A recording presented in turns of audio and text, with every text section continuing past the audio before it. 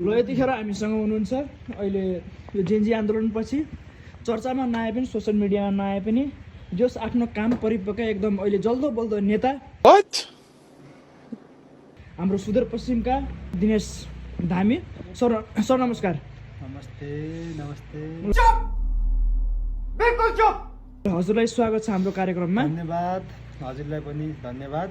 आजको हाम्रो प्रसङ्ग के छ भन्दाखेरि अहिले यो पछिल्लो चरणमा हाम्रो राजसभाबाट म्याक्सिमम धेरै जस्तो सांसदहरू राजसभाबाट हुनुहुन्छ। एकचोटि सांसदको बारेमा हजुरले कसरी टिप्पणी गर्नुहुन्छ, उहाँलाई कसरी लिनुहुन्छ? यो राजसभाका कतिपय सांसदहरू त धेरै राम्रो नै छन्, तर कतिपय सांसदलाई चाहिँ यो टिकटको बारेमा जिते उनीहरूले चिट्टा परे जस्तै हो यो राजसभाको सांसद। सरलाई म सुरुमै सोध्न चाहन्छु, एकदम अहिलेको सबैले एकदम जेन्जीले रुचाएको एकदम राम्रो मुतेकालाई पनि उठाइदिने सुतेकालाई पनि उठाइदिने हाम्रो आशिका तामाङको बारेमा के भन्नुहुन्छ?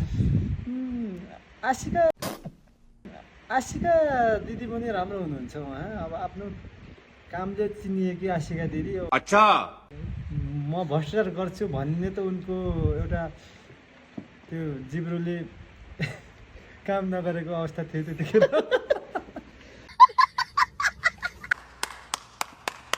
यहाँ हुन्छ नाकेश।